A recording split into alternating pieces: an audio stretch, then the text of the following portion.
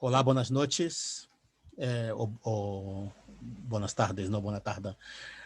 Estamos aqui com mais uma charla esperando a Godot e hoje temos o honor, a ilusão de receber aqui Inácio Parrón Leira, ensaísta, dramaturgo, filósofo, investigador, professor de filosofia da Complutense, e me interessa muitíssimo conhecer um pouco do trabalho deste homem de teatro, digo homem de teatro por tocar em muitas teclas, não?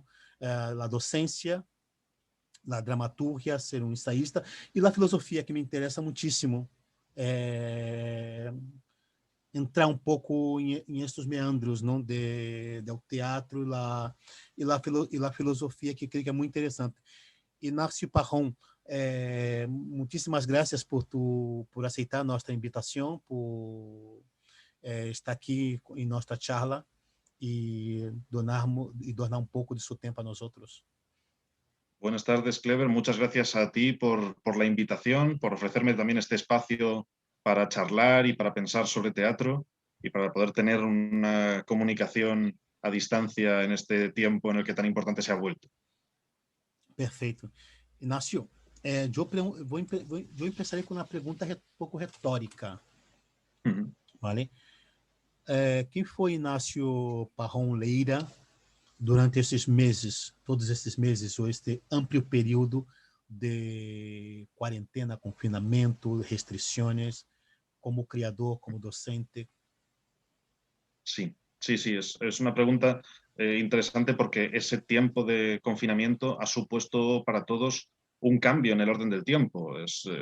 Todos teníamos nuestra dinámica de tiempo asumida y de repente el tiempo cambió. El tiempo casi parecía que se había detenido, que se había estirado y que se había transformado su ritmo. Y eso supongo que nos afecta a todos en todos los aspectos. A mí como autor me ha afectado bastante y he tenido una modificación en mi forma de trabajar bastante grande.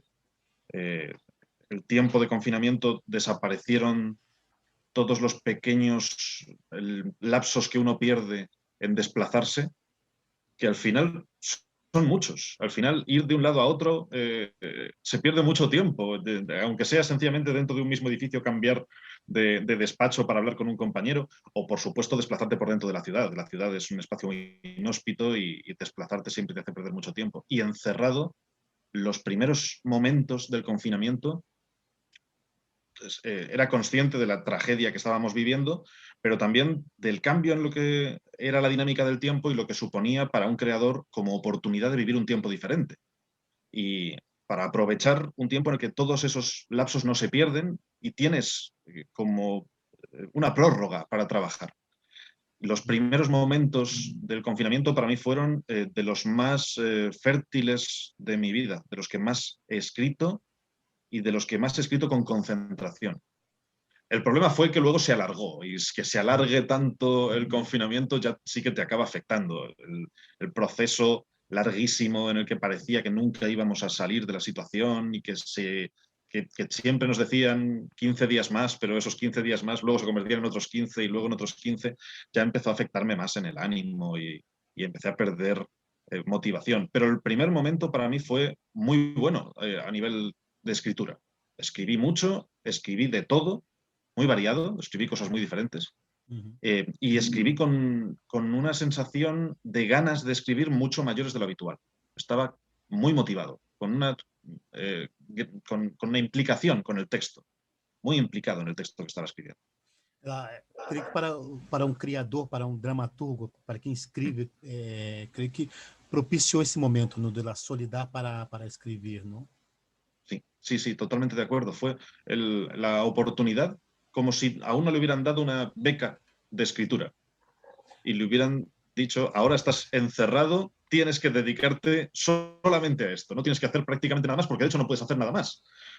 Así que como estás obligado a no hacer absolutamente nada y tienes que quedarte en casa, pues ponte a escribir. Y al principio eso es muy agradable, claro. En el primer momento uno piensa, bueno, mientras no salga de casa, no me pongo en riesgo, no pongo en riesgo a nadie, lo mejor que puedo hacer es hacer mi trabajo, que es escribir. Eso fue motivador y aprovechado. O sea, tuve la sensación de aprovecharlo, de aprovechar el tiempo de verdad, de sacarle partido al tiempo que estaba empleando. Y he hablado con otros compañeros dramaturgos y conozco a muchos a los que les ha pasado lo mismo. Ha sido una etapa bastante fértil a nivel creador y supongo que iremos viendo los frutos con el paso del tiempo. Que no solo será el momento actual. Sí. Esperamos que sim, esperamos que sim. O dramaturgo nasce antes do docente de filosofia antigua. Sí, sí. La primera vez que me puse a escribir salió teatro. Directamente la primera fase de escritura para mí era diálogo. De pequeño, cuando quería escribir una redacción, no me salía una redacción de narrativa, no me salía un ensayo, me salía diálogo, siempre me salía diálogo. Porque y el primer libro que escribí también fue... Sí, además es que tengo la sensación de que damos por muy asumido que la forma de escritura primera es la narrativa. Asumimos que si no le dice uno a un niño cómo tiene que escribir, va a escribir narrando. Y no tiene por qué.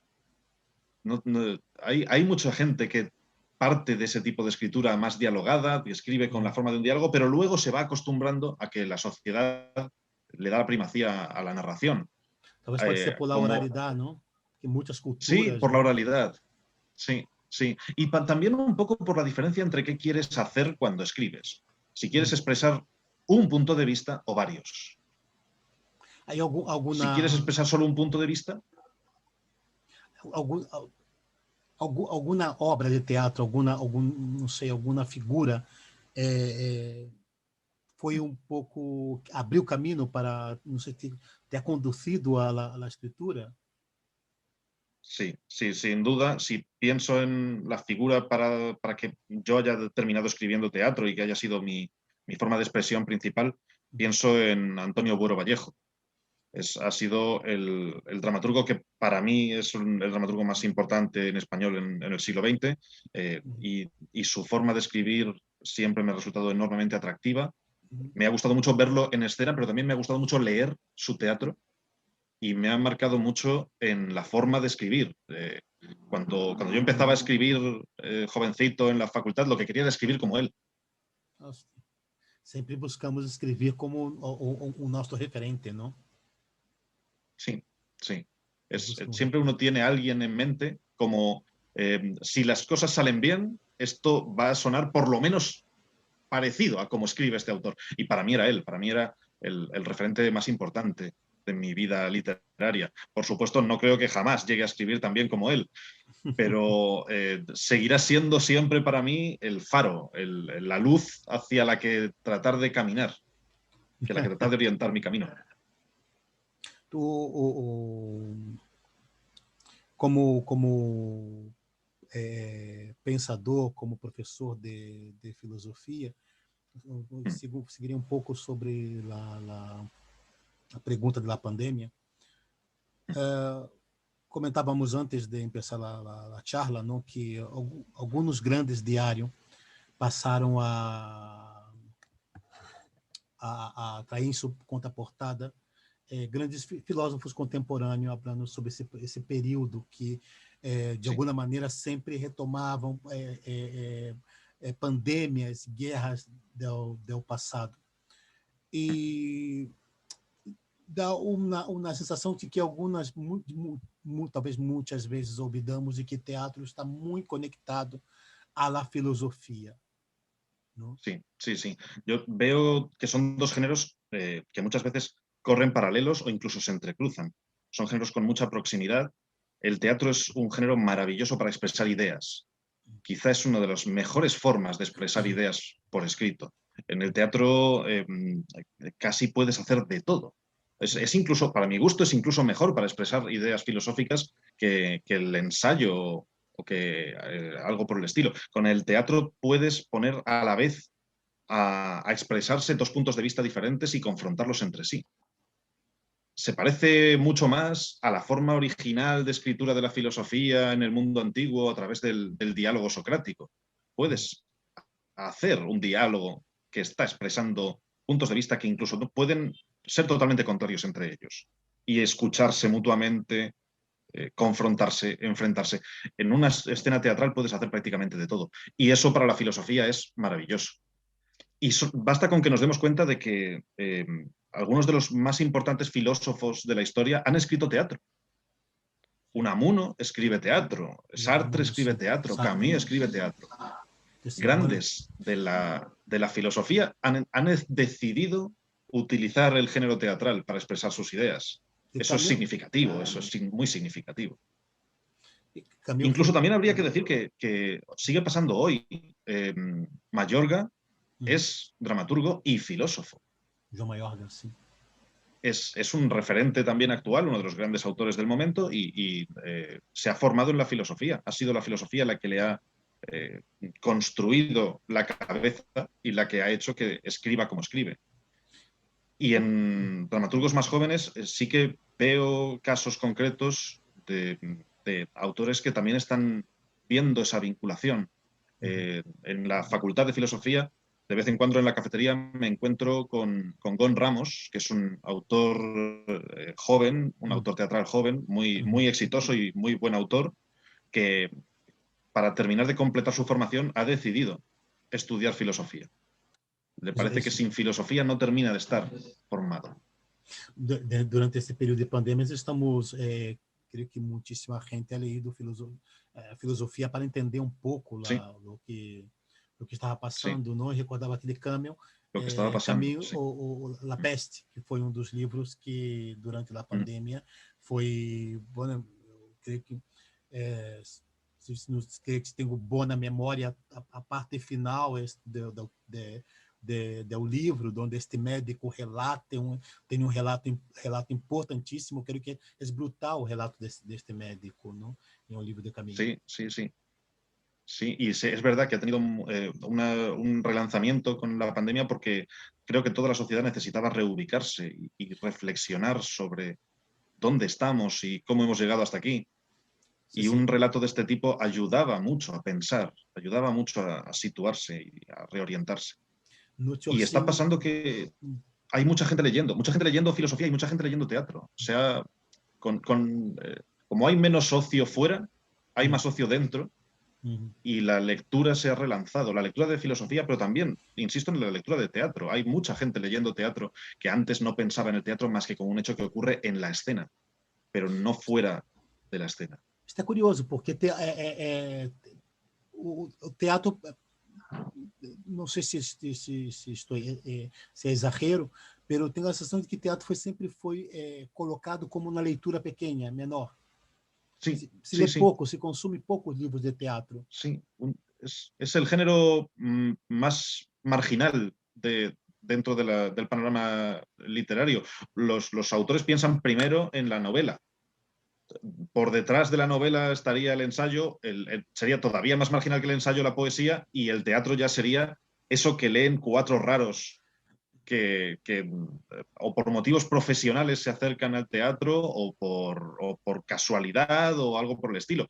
Pero en el fondo esa situación creo que está cambiando. Creo que llevamos unos años en los que cada vez se ha vuelto más normal ver libros de teatro en las librerías. Hay editores de teatro muy referentes que están trabajando muy bien. Como sabes, yo colaboro mucho, soy uno de los socios de la editorial Ediciones Antígona, pero hay muchas más editoriales con mucho peso que están recuperando el libro teatral, y cada vez es menos raro que un librero decida poner en el escaparate un libro de teatro, en vez de ocultarlo en el último rincón de la librería. Teatro e filosofia. En el espacio más... Teatro e filosofia quedaram, de alguma maneira, arrinconados nas estanterias, não só, primeiro, nas editoras, porque creio que os editores que editam livros de teatro e filosofia, que são heróis, é muito difícil. Não? E depois estão na livraria, que arrinconam sempre, arrinconado. Né? São dois gêneros, ou dois tipos literários que necessitam ser resgatados de alguma maneira, teatro e a filosofia. Sí. Y sobre todo, estoy de acuerdo, sobre todo en un momento como este, tan desorientador para todos, con tantos cambios tan rápidos como estamos viviendo, que nos está costando tanto asimilarlos y incorporarlos a nuestras vidas. Eh, ese tipo de géneros con mayor capacidad para la reflexión, que introducen la pausa, que no se limitan simplemente a ofrecer una mirada superficial sobre el mundo, sino que profundizan sobre el mundo, reflejan las perspectivas de la sociedad, creo que son prioritarios ahora, que tenemos que tratar de rescatarlos tanto como podamos. Y tenemos que asumir que quizá ahí vamos a encontrar más respuestas que nos ayuden a crear nuestras propias respuestas a una situación como la que estamos viviendo. Y esto creo que ya ha pasado en otros momentos. Ha habido momentos en los que la lectura de teatro y la lectura de filosofía han tenido más peso que en general en el siglo XX. Y ahora en el XXI, tal y como está cambiando todo y con la velocidad en la que nos estamos encontrando en espacios inexplorados, creo que nos hace falta. Nuccio Orsini, que é filósofo da Universidade de Roma, havia escrito um artículo onde comentava que durante a volta às universidades em Itália, o Boccaccio, o livro, como se chama? Que falava sobre a pandemia, sobre a peste de 1300 e... Foi mais lido na universidade durante esse período, não? E Javier Daut, que é um dramaturgo, docente argentino, comentava que estavam retomando a leitura das obras carai, agora me deu um lapso aqui, do escritor Borges. Por Borges haver desenvolvido grande parte de sua obra e na solidão, porque falávamos sobre o tema do confinamento, sobre o tema da solidão, e ele comentava, Borges, grande parte de sua obra foi construída dentro de uma solidão, porque ele foi perdendo a visão, a capacidade de não? E foi se aislando, foi se confinando de alguma maneira. Então, são alguns autores, apareceu Sartre, apareceu Camus, apareceu mais forte, apareceu Boccaccio e Borges, e muitíssima, e alguns autores que estavam relendo alguns clássicos do teatro, como Shakespeare. Sí, sí, sí, es cierto. Han sido autores que se han recuperado, han vuelto a la primera línea, casi como si fueran autores contemporáneos. Hemos sentido que nos decían algo directamente a nosotros, que estaban comunicándose con nuestro momento, con nuestra presencia. También ha pasado con Séneca. Séneca se ha recuperado en los dos sentidos, los textos ensayísticos de Séneca y también los textos teatrales, las tragedias de Séneca. Todo este tipo de autores nos ha parecido que quizá tenían un papel importante en un momento como este. Que peso exatamente tem a filosofia dentro do teatro? Pergunto um exemplo, não?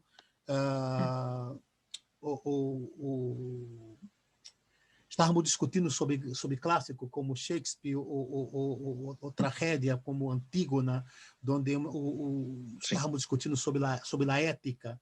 Em Antígona nunca falamos sobre a ética, não? E pela primeira vez na pandemia se habla da ética dentro de Antígona. Isso está muito conectado, está extremamente ligado à filosofia, não? Shakespeare, quando escreve o Rei Lear, num período daquela peste bubônica, mata mais gente em Grã-Bretanha, não sei se não me equivoco, creio que quase ou a metade da população de Londres, não? E em nenhum momento aparece como telão de fundo a pandemia dentro da obra do Rei Lear, que isso de alguma maneira já abre um outro debate, não? Percorro esses dois exemplos para tentar situar o poder da filosofia ou a importância da filosofia dentro do teatro. Sí, estoy totalmente de acuerdo.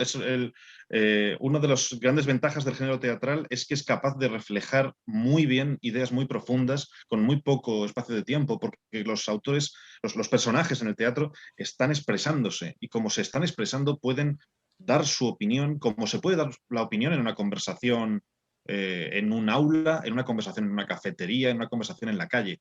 El mismo tipo de interacción que podemos tener hablando sobre filosofía lo podemos tener viendo una obra de teatro y se refleja muy bien, con mucha profundidad en el teatro, ideas de gran calado que a lo mejor serían muy difíciles de captar fuera de ese género. Que a veces son ideas confusas, ideas profundas y complejas, y en el teatro se pueden expresar muy bien. Me acuerdo, por ejemplo, de una obra que he visto recientemente de Ernesto Caballero eh, sobre Cicerón, que la acabo de ver representada hace muy poco tiempo, que en la puesta en escena refleja las ideas de Cicerón mejor que cualquier biografía o cualquier estudio de este autor. En una hora y media de representación sales como si te hubieran dado una clase de la filosofía de Cicerón en escena. Y encima, sin perder la tensión dramática, con una magnífica tensión dramática. É importante. Es fantástico poder hacer salir eso. del teatro, indo para casa, tentando decodificar tudo que foi visto. Isso é fantástico. Completamente, sí, eso es. Y ver que la gente salía del teatro con una sonrisa en la boca, con la sensación de que se lo había pasado bien, que le había resultado ameno y encima habían recibido una clase de historia y de filosofía. Oh. Eso es maravilloso. Y quizá en otro género no sería tan fácil de hacer. Bueno, fácil. Digo fácil y en el fondo fácil tampoco. No voy a decir que sea fácil. Bueno, estoy seguro de que es muy difícil. Talvez esta será mais fácil analisar um pouco as obras de um autor, como se chama? Carai. Inácio Parron Leira. Esse autor tem há 3 obras, não, há 4 obras que podemos abrir um pouco de sua sei filosofia dentro destas obras. Começamos por El Mordago.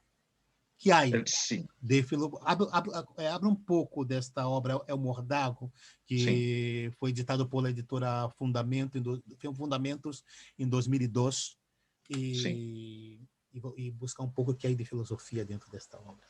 Abre um pouco. Pues esa obra fue la primera que escribí. Siento un gran vínculo con esa obra porque fue el primer texto en el que aposté como autor realmente. Lo primero que me salió fue escribir de esa forma, escribir de forma teatral, escribir diálogo, escribir para la escena.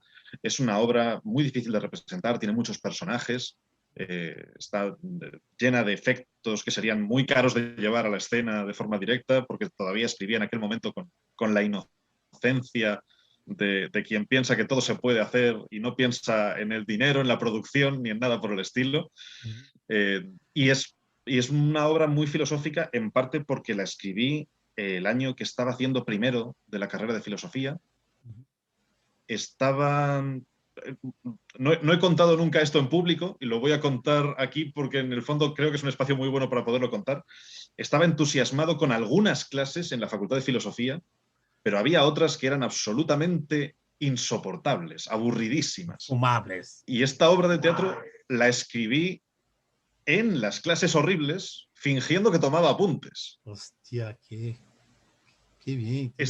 Claro, en el fondo estaba yo mismo haciendo teatro dentro del aula, porque no podía, el profesor se enfadaba si no te ponías a tomar. Estaba haciendo teatro en una especie de mini teatro personal dentro del aula en la Facultad de Filosofía. Por suerte eran pocas las clases que no me motivaban y que me hacían aburrirme tanto que tenía que hacer otra cosa, que tenía que ponerme a escribir. Pero fueron suficientes para que escribiese esta obra, la enviase a la editorial Fundamentos, sabía que no se podía representar con facilidad, pero que publicarse quizá sí que se podía publicar como libro. Y en la editorial Fundamentos la acogieron desde el primer momento, salió un año después, yo creo, o algo por el estilo, un año después de que la escribiese. Y es una obra que todavía me siento muy vinculado con ella, muy profundamente vinculado. ¿Qué ha provocado que la editora se interesase por la obra? Comenta un poco sobre... Pues yo se la envié con bastante inocencia y pensé que probablemente pasarían la vista por ella y no les interesaría demasiado, porque no, claro, evidentemente, era mi primera obra, nadie me conocía. No tenía ninguna trayectoria a mis espaldas, ni absolutamente nada que poner. De hecho, es gracioso mi currículum en la contra del libro, porque no hay nada que decir. Ignacio Pajón Leira es estudiante. Ya está, es que no tengo nada más que añadir. No tenía en ese momento nada que decir prácticamente. Y para mi sorpresa se la envié dándoles mis datos y presentándome a mí mismo en la carta en la que se la envié. Y para mi sorpresa el director de la editorial me llamó por teléfono y estuvo 1 hora hablando conmigo por teléfono de la obra, preguntándome por qué la había escrito, preguntándome qué me había llevado a enfocarla de esa manera, algunos detalles, y al acabar la conversación me dijo, bueno, quiero publicarla, quiero publicar. Qué buena. Fue una sorpresa enorme para mí y yo a partir de ese momento tuve muy claro que el teatro me iba a dar muchas alegrías. Que iba a ser un género para darme muchas alegrías. Es importante que creo que el teatro tiene esa creo, es muy vocacional el teatro. Sí, es cierto. Muy vocacional. Se nota mucho. Sí. Se nota mucho. Y creo que si el profesional ele é vocacional, creio que ele passa por todas as tempestades, todas as dificuldades do teatro. Sí. Pero vamos lá para a segunda. Hablamos do Padre, vamos falar do Espírito Santo, a segunda obra. Qualquer lugar, qualquer dia. Associação ATT, não? Asociación de Autores de Teatro. De Teatro, 2006. Sí. 2006, sí. Esta obra, de hecho, surgió muy vinculada con la propia Asociación de Autores de Teatro. La Asociación de Autores de Teatro hizo una convocatoria para textos breves, para un acto que iban a llevar a cabo, y yo pensé, bueno, voy a escribir, a ver si me sale algo decente para enviar a esa convocatoria, voy a intentar escribir una obra corta. Y pensé, estaba muy impactado en ese momento por lo que había ocurrido justo el año anterior, en 2005, con la invasión de Irak. En el momento de entrar las tropas en Bagdad, las tropas americanas en Bagdad, toda la estructura de poder de la región se había venido abajo y había un vacío de poder.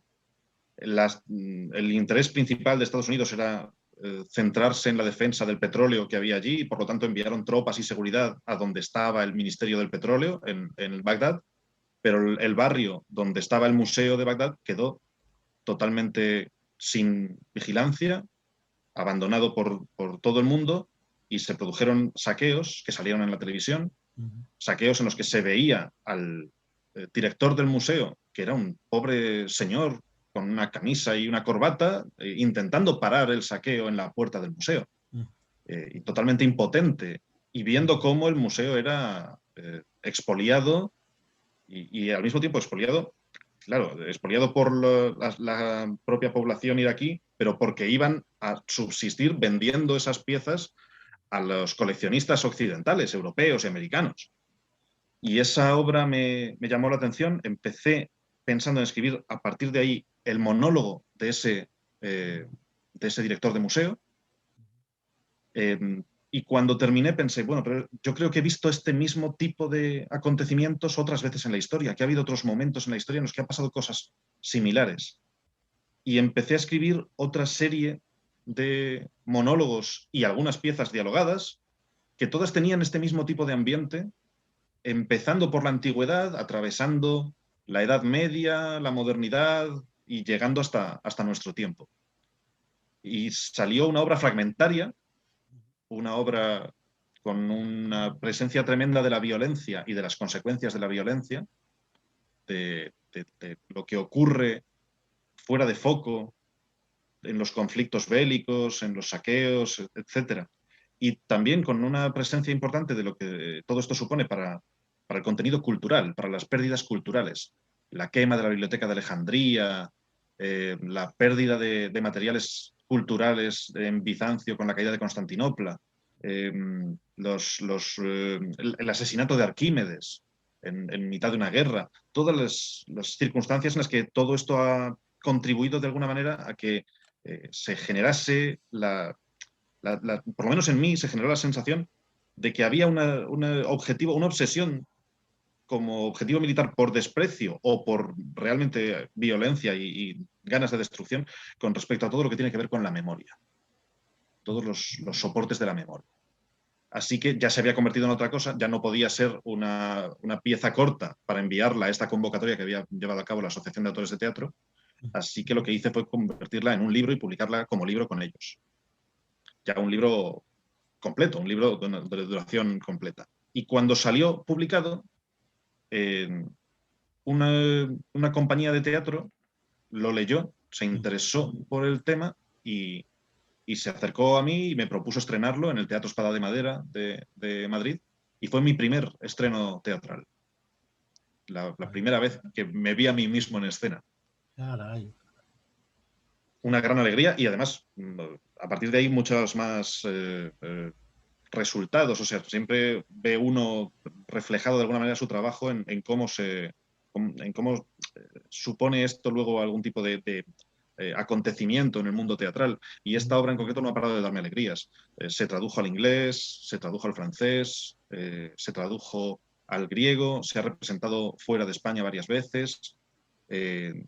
Hubo una segunda edición que hicimos desde Ediciones Antígona en 2008 y se acaba de publicarse la tercera edición, que de hecho la tengo aquí. Tengo en mis manos la última edición que acaba de salir ahora mismo al mercado. O sea que es una obra ya muy antigua, pero que sigue funcionando, sigue dando vueltas y sigue trayéndome alegrías constantemente.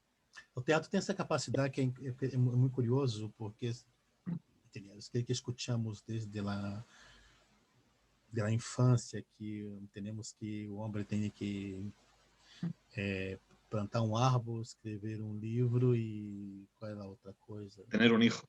Tener um hijo, não? Sí. Me perdone los que tienen hijos, ¿no? Pero tengo la sensación No, que el teatro de esas tres cosas, yo creo que lo de tener un hijo es lo que ahora mismo no me atrae demasiado. Pero escribir un libro y plantar un árbol, sí. De hecho, todos los años que puedo, ahora con la pandemia no hace tiempo que no puedo hacerlo, pero todos los años que puedo, me voy en verano a Galicia a plantar árboles. Sí, pero tengo la sensación que escribir teatro te deja más pleno. Más pleno, sí. Escrever teatro, porque teatro tem essa capacidade de... Eu creio que algumas pessoas interpretam como vanidade, mas eu sempre digo que creio que a maioria da gente que tem uma carreira larga em teatro, os que não estão sendo película de Almodóvar e que não são funcionários, que estão dentro dos grandes teatros, não?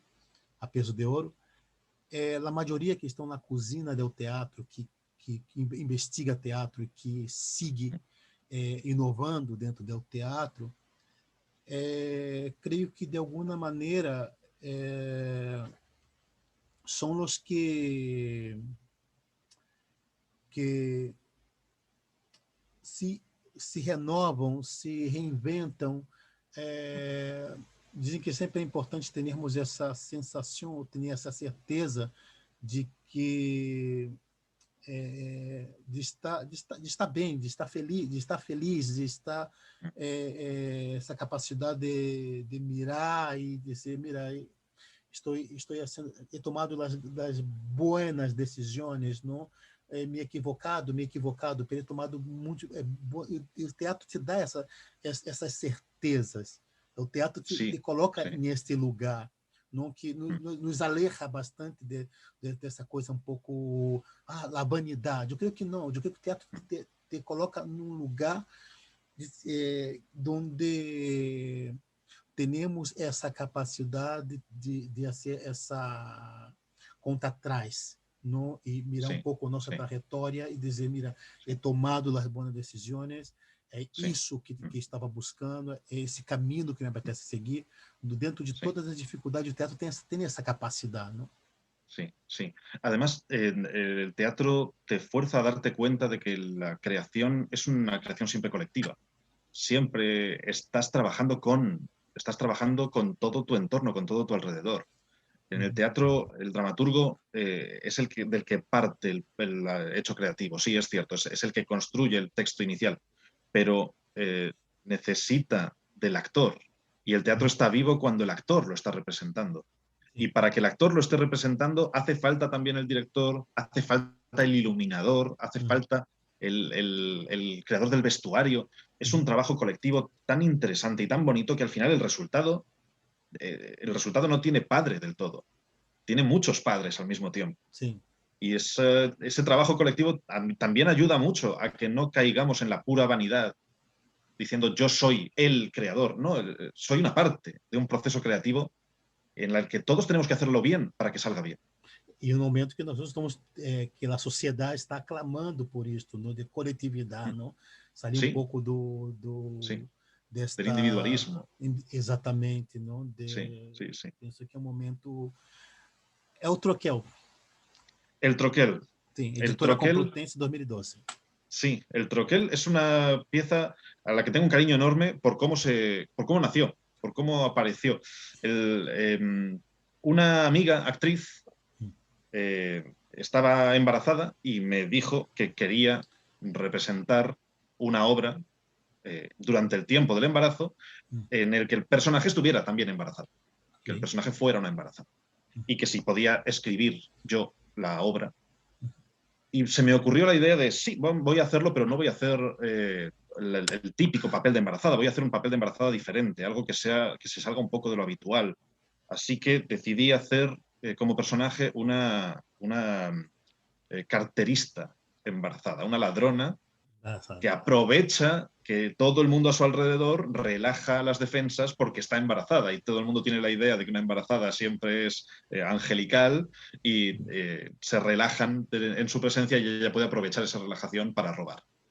Creé a partir de ese personaje el resto de personajes de la obra y creé el ambiente. Salió una cosa muy curiosa porque no es una obra que cuente una gran historia, es una obra que cuenta una historia pequeñita, que cuenta una historia doméstica. Y el resultado fue muy tierno, muy bonito, muy fácil de llevar adelante. Se lo envié a ella para que lo pudiera poner en escena y tuvo un embarazo difícil, tuvo un embarazo complicado, le recetaron que se quedase con la menor actividad posible y no lo pudo llevar a escena en ese momento. Entonces pensé, bueno, pues voy a enviarlo a un premio. Lo envié al premio de la Universidad Complutense, de Teatro de la Universidad Complutense, y ganó el premio. Salió publicado y cuando salió la publicación, ella ya estaba otra vez recuperada y decidimos que, aunque no fuera la misma idea original, que era que lo representase estando embarazada, que se podía representar después fingiendo el embarazo. Lo llevamos a escena y fue un éxito tremendo. Estuvo girando por varios teatros distintos, estuvo 2 años enteros en cartel, me dio también muchas alegrías, funcionó muy bien y le tengo un cariño enorme y espero volverla a ver en escena en algún momento. Es, de hecho, de las obras que más me ha gustado ver representada. He visto espetáculo, bueno, fue un espetáculo que estuvo em cartel durante muitos anos, alguns anos, onde a atriz pariu dentro do teatro. Sí, sí. Ela programou o embaraço para parir dentro do espetáculo. E pariu dentro do espetáculo. Claro, havia uma cena onde o personagem paria, tinha o ninho, e a atriz programou, claro, havia comadrona, havia médico, tudo. E uma das atrizes era pediatra. Sí. E programou e tuvo o ninho dentro del teatro. De la propia obra. Es que, de hecho, hay una relación enorme entre teatro y nacimiento. El teatro es el nacimiento de un acontecimiento, el nacimiento delante de uno mismo de un acontecimiento. Y lo veo también como un acto originario, un acto que aspira a ser un acto originario. Cada representación en teatro es diferente de la anterior, cada representación tiene sus matices. La relación simbólica entre el embarazo y la representación también me parece muy interesante. Y de hecho, en la obra juego con ello. En la obra me gusta también la idea de que los propios personajes estén preguntándose por su originalidad, preguntándose por hasta qué punto sus actos son verdaderamente actos originales, actos propios, o hay en el fondo una tendencia hacia la copia. Todos nos estamos copiando unos a otros, todos estamos siempre no terminando de ser originales. Y quizá poner ese tipo de planteamientos en boca de una embarazada es especialmente interesante y especialmente bonito. grande. Y me lo pasé muy bien escribiéndolo, muy bien. Tu comentou sobre esse tema sobre se estamos repetindo, copiando. Aí um debate muito interessante que estamos fazendo já há um tempo aqui, não sei se isso em Madrid também, em Catalunha comentamos um pouco. Aí um movimento muito forte dentro do teatro argentino que influenciou muito o teatro aqui. Sí, E cada ano vêm muitos autores de dramaturgos argentinos para impartir classes de, sí, de, sí, de sí. escritura teatral. Isso, de alguma maneira, deixa o teatro muito uniformizado? Sí. Pergunto porque há um fenômeno das salas, por exemplo, das salas onde cada vez mais as companhias que são residentes são companhias jovens, incluso as convocatórias são companhias jovens, dramaturgos jovens hasta 35 anos, e sabemos que nossa profissão é de largo recorrido. Sí. Como Sí, sí. médico, tem que estar sempre se atualizando, estudando. Sí, sí. E por outro lado, que tem esse lado para os que são vocacional e que passarão pelas tormentas, não? Muitos desaparecem ao meio das tormentas, das crises. Né? Pelas salas, eu reflexiono sobre se o fenômeno das companhias jovens para as salas é uma maneira também de fazer teatro com qualidade, com pessoas com muito ímpeto, mas muito barato, porque os jovens têm que mostrar seu trabalho e necessitam mostrar sua criação e por pouco dinheiro pela taquilha, por exemplo, não?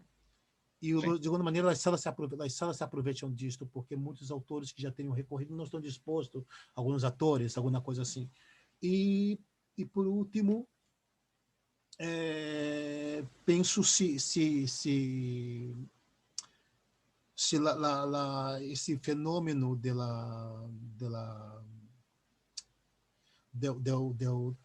do uniforme, de que maneira nos afeta, porque as salas acabam imponendo muitas dessas companhias jovens que eu citava, em geral, tem para ter um preparo como dramaturgo, para que tenha uma escritura dramática, com tem em classe com muitos destes professores ou dramaturgos conhecidos, não? Pero dramaturgo como um escritor necessita tempo para desenvolver sua dramaturgia, desenvolver sua narrativa, não? Sua ficção, ter sua marca, não? Então, eu pergunto se tudo isso, de alguma maneira, não deixa o teatro mais pobre, mais vulnerável, a dramaturgia mais pequeña. Sí, sí, sí. Es una grandísima pregunta, una pregunta que tiene muchísimas aristas y muchos aspectos distintos que mencionar, y es una pregunta muy complicada, y estoy muy de acuerdo con la forma en la que lo has planteado. Llevamos tiempo que se ha considerado un valor importante dentro de la dramaturgia que sea dramaturgia joven, que se ha considerado también dentro de las compañías, incluso de las propias compañías, que sean compañías jóvenes. Y eso es algo que tenemos que al mismo tiempo alegrarnos de que ocurra y desconfiar de ello. Es esa doble dimensión, que tal y como lo has planteado. Eu não sou dramaturgo jovem, tenho me recorrido, mas por sorte eu tenho trabalho onde eu não vivo do teatro. E por sorte, com os ERTES que tenho companheiros e colegas de profissão que durante o verão trabalhavam de camareiros e que não têm trabalho, estão trabalhando em outras coisas para sobreviver. E eu me enviaram do teatro, se eu necessitava receber o ERTE, tinha que firmar uns documentos, logo dizia, para que recebem tanto, não sei quantos mil euros por ano, não podem pedir. Então eu pensei, mira, eu não posso pedir porque eu ganho tanto por ano, não? Claro. Tenho esta sorte, tenho essa liberdade, mas grande parte dos criadores não tem, não? Então, Sí, sí, sí. eu hago essa pergunta em mais ou menos três pontas sobre a uniformizar, uniformizar a dramaturgia, que é a criação cênica, a utilização das companhias jovens, porque saem mais barato para as salas, e esses jovens, de alguma maneira, eles não têm uma carreira estruturada, eles não têm um recorrido, eles não têm uma dramaturgia própria deles, porque necessitam tempo, não? E para desenvolver um trabalho, podemos dizer, mais honesto, há exceções, claro, tem classe com estes autores, não? Que acabam uniformizando tenho a sensação que a dramaturgia pode ser de Argentina, ou de Madrid, ou de Catalunha, ou de Uruguai, ou de México, estão todas muito parecidas, só cambia o Sí, país, sí, não? sí, Só cambia o sí, país. Então, esta é minha pergunta a ti, não? sí. Sí, estoy de acuerdo. Siempre he considerado que uno de los valores importantes en el panorama teatral es la diversidad.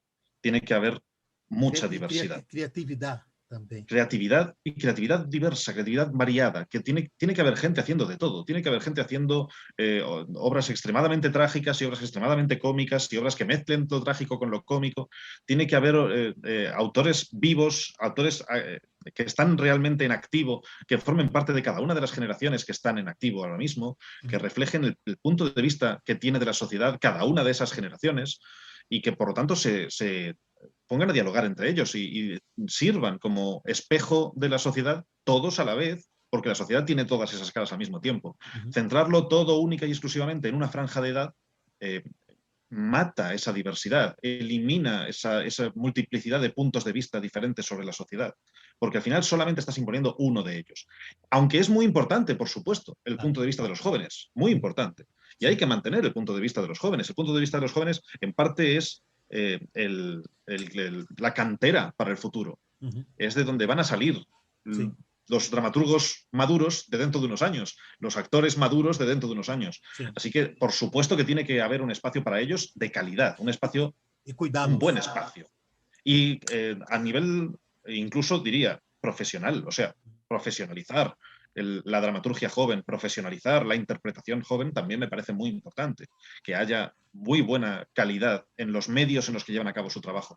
Pero eso también supone que tenemos que tratar como sociedad de mantener un espacio para nuestros clásicos, un espacio para nuestros autores que ya han realizado un recorrido, que ya tienen un recorrido a sus espaldas y que deben seguir pudiendo estar en las representaciones y ver sus obras en escena. Está llevando a cabo también un empeño importante en esa dirección la propia Asociación de Autores de Teatro que hablábamos antes, intentando poner en diálogo a autores de varias generaciones y llevando a cabo conversaciones entre autores que ya tienen el recorrido a sus espaldas y autores más jóvenes que están empezando. Y tenemos que acostumbrarnos a tratar de ofrecer todas esas perspectivas al mismo tiempo, también a nivel geográfico.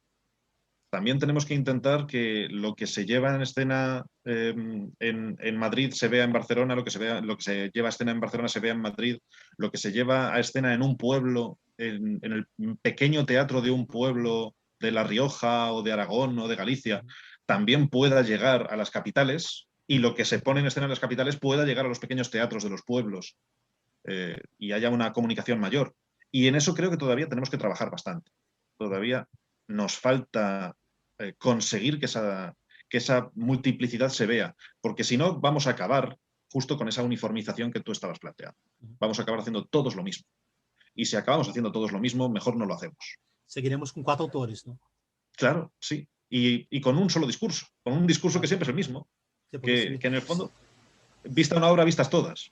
Es que se abre un periódico, mira la crítica teatral y la cantera de teatro, siempre hay 4 o 5 autores. Sí, sí. ¿No? Sí, siempre. A lo largo de una década aparecen 4 o 5 nombres. No Sí. pelo menos aquí en Cataluña, pelo menos 4 o 5 teníamos siempre. No Sí. sé a Madrid.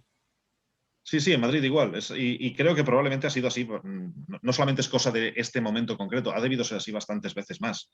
Y eso solamente se rompe con ese concepto de diversidad y luchando por ese concepto de diversidad. Como en todos los aspectos, también luchando como espectadores, arriesgándonos un poquito más. no yendo solamente a ver las obras que estamos totalmente seguros de que van a ofrecernos porque ya conocemos al autor, sino arriesgándonos a, no conozco a este autor, pero voy a probar. No conozco esta compañía, pero vamos a ver qué tal está. Mm. O, uma coisa que eu ia perguntar é sobre o risco em ao teatro. Sí, Não? sí. Abarramos antes sobre o tema das salas, sobre o tema sobre novas companhias, sobre a Ujú. uniformização da dramaturgia. Aqui em Catalunha, as salas em geral têm uma proposta chamada teatro familiar. Não sei se em Madrid também há. E aí sempre discutimos se um teatro que aborda, por exemplo, que põe uma aborda tem uma transexual ou uma prostituta ou uma pareja de dos chicas ou dos chicos, Sí, se não é teatro familiar, não? ya. E ademais Sí, sí. abordar agora mesmo em França com a denúncia da hija de dos ministros socialistas francês sobre a violência sexual que sofria seu irmão por el padrasto e colocou a classe política e elite francesa, não? Em la Diana, porque o número de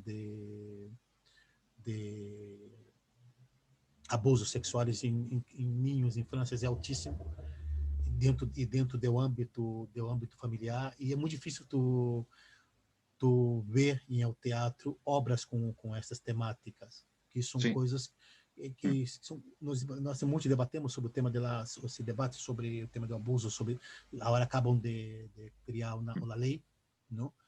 E sempre está a igreja na Diana, pero a maior Sí. parte dos abusos que sofrem os meninos são da igreja, são dentro do entorno familiar. E um porcentagem muito alto. E custa muito esse debate dentro da sociedade. E tenho a sensação que esse tipo de temática não cabe dentro desse teatro chamado teatro familiar. Como tu observa? Sí, en el fondo es una de las partes más importantes de cómo se enfoca una sociedad a sí misma. ¿Qué temas consideramos que son válidos para todo el mundo y qué temas no? ¿Y qué temas dejamos más convertidos en temas obscenos, temas para afuera, temas para la trastienda? Y otros los convertimos más en presencia social y en escaparate y hablamos más de ellos. Y creo que en el fondo tenemos que ser conscientes de que es casi más importante cómo se tratan los temas que qué temas son los que se tratan. Un tema muy difícil de tratar, bien llevado a cabo, lo puede asimilar cualquiera y puede reflexionar sobre él desde el punto de vista más serio, si se llevan a cabo bien, si se ponen en escena bien. No creo que haya ningún tema, por ejemplo, que no se puede llevar a cabo en teatro para niños. El teatro para niños podría tratar cualquier tema imaginable. La cosa es hacerlo bien, por supuesto. La cosa Usar es... ferramenta para os ninhos, não? Creio que daria ferramenta para os ninhos. Exacto, exacto.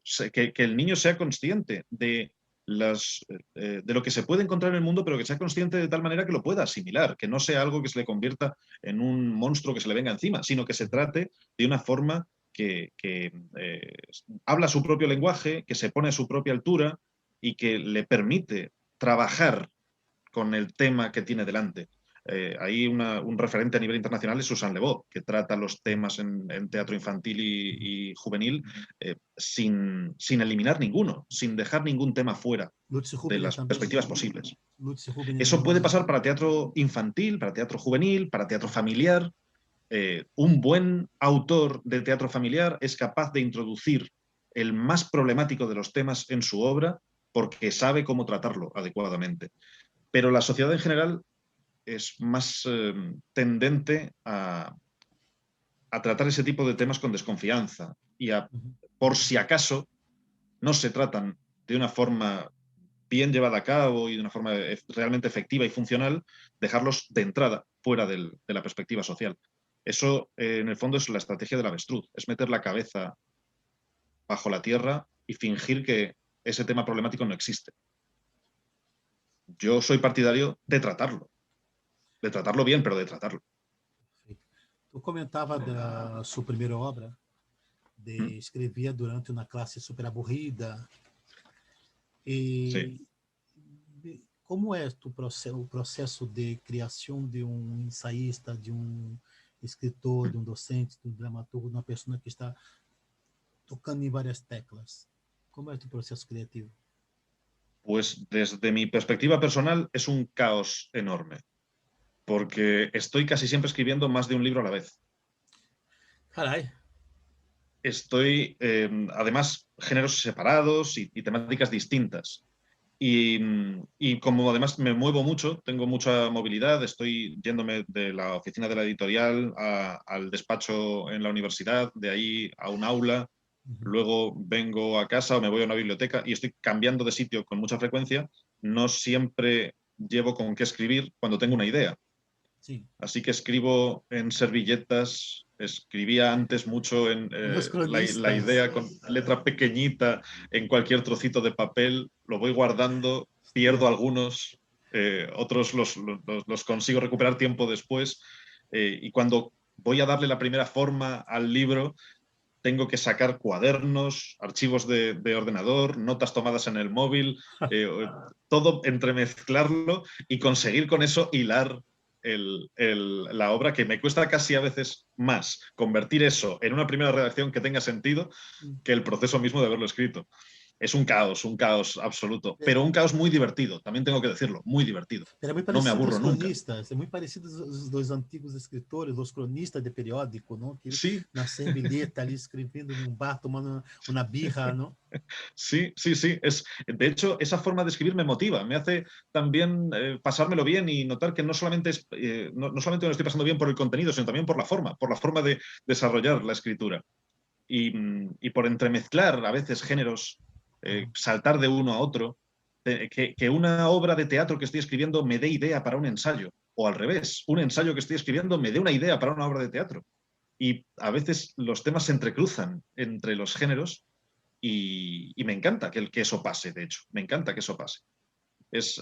Hace poco, durante el confinamiento, escribí un libro de filosofía que se llama La tinaja de cristal, sobre... ¿Tenía ahí el libro?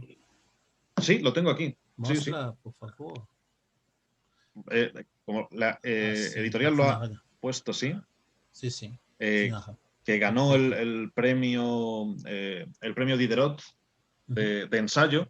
Este texto lo escribí también durante el confinamiento, mientras estaba también escribiendo la obra de teatro, y me ha dado ideas para la obra de teatro, y al revés, la obra de teatro me ha dado ideas para este texto, se han cruzado. Así que tienen parte en común, escrito de forma diferente, pero tienen parte en común, parte de temáticas se refleja una en la otra. Y cuanto más pase eso, mejor me lo paso, de hecho. Caray. Tocando num tema que é bastante pertinente comentarmos sobre o impacto da pandemia nas artes cênicas. Não podemos falar do impacto da pandemia na parte econômica, na criação teatral, pero eu dividirei em três partes. Primeiro, começaria por la parte de la criação, como foi criar, tua observação, como creio que tu comentou um pouco no início, como a estado criativo e depois foi um pouco perdendo a motivação, pero aí já um pouco mais tua observação como profissional, como professor em geral dentro do nosso âmbito. Sim, sim. Depois sobre, creio que é uma parte que me interessa muitíssimo, que é o fenômeno do streaming. E a terceira, a parte econômica. Econômica não. Criação, streaming e econômica. Sim, eu começaria pela terceira, que é a parte mais que é um pouco... Não nos gusta muito, aunque eu acabo de, ano passado, terminei um Master em Gestão Cultural, porque creio que necessitava, como criador, para gestionar os projetos que trabalho. Eu pensaria por essa parte que é um pouco mais pesada para o criador, que é a parte o impacto econômico no setor teatral das artes cênicas. Sí. Es verdad que es un tema que no nos gusta mucho y que casi siempre los que nos dedicamos a estos temas lo dejamos de lado como si no tuviera tanta importancia, pero realmente es un tema muy importante porque en el teatro hay mucha gente que vive o aspira a vivir de la actividad económica que el teatro supone y hay que cuidar esa actividad económica.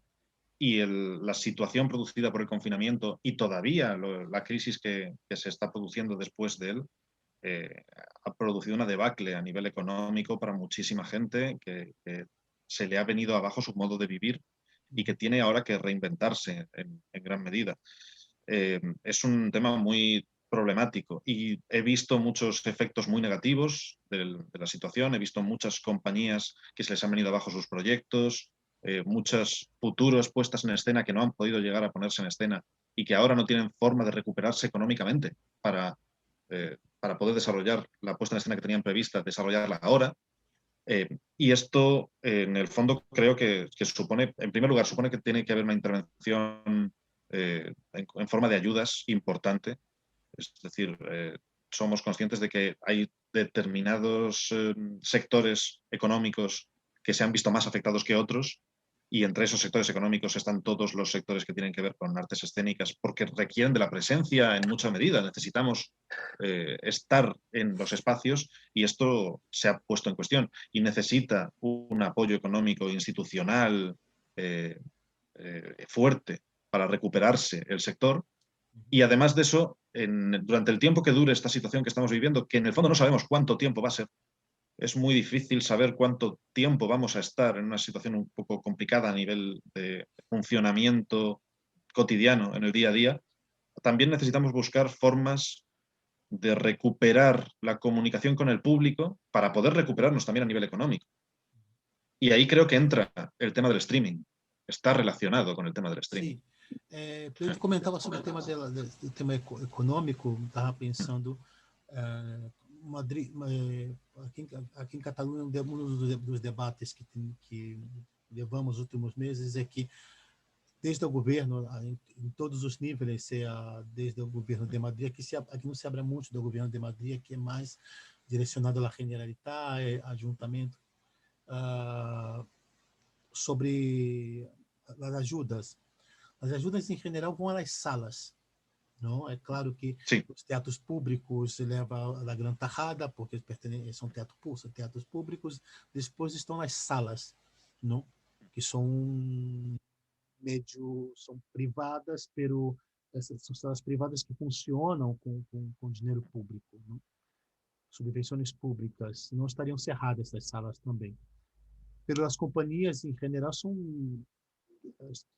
aqui se olhamos companhias independentes, as companhias não levam nada. Yeah. A não Sí. ter que tenha na obra e consegue recuperar alguma coisa pelas companhias. Esse dinheiro não llega às companhias. Essa não é a Sí. realidade. Sí. Sí. Creo que sí, que ahí hay dos partes del proceso teatral que se han quedado fuera mentalmente desde la perspectiva del gobierno que sea, desde la perspectiva de las instituciones, que son las compañías y los propios dramaturgos.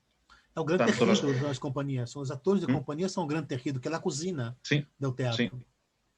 Sí, y de hecho es una parte tan esencial que sin ellos no se puede hacer nada. No. O sea, no tiene sentido las salas si no es porque las compañías las van a llenar de contenido, ni el autor dramático tiene sentido que se convierta en un autor dramático si no tiene luego la posibilidad de llegar hasta las compañías. Si no, es un autor poético, no un autor dramático. Sí.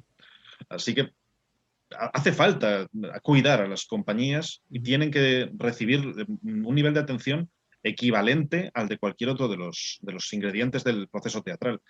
Y es cierto que está pasando, también está pasando en Madrid, está pasando exactamente lo mismo, que las compañías están en una situación mucho más vulnerable y mucho más abandonadas, mucho más olvidadas. Y ahí, además, en general, veo pocas voces levantándose para señalar que hace falta recuperar el papel de las compañías y apoyarlas. A nivel de asociaciones, no es que una gran mayoría de las asociaciones culturales de España estén levantándose para señalar esto, sino más bien al contrario.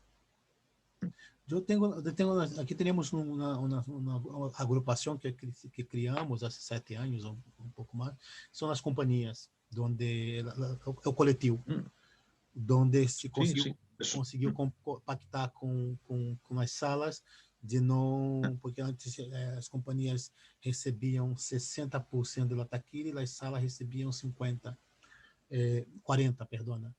E agora as companhias levam 70, as salas 30. São alguns pactos, não? Mas também dentro das salas há algumas vozes de alguns diretores de sala que dizem, pero se tivéssemos que exigir às companhias alto qualidade de produção, elas não estariam programadas. E tu pergunta, como não estariam programadas? Se em cada sala que tem residentes, companhia residente, tem 4 companhias residentes ou 5 companhias residentes.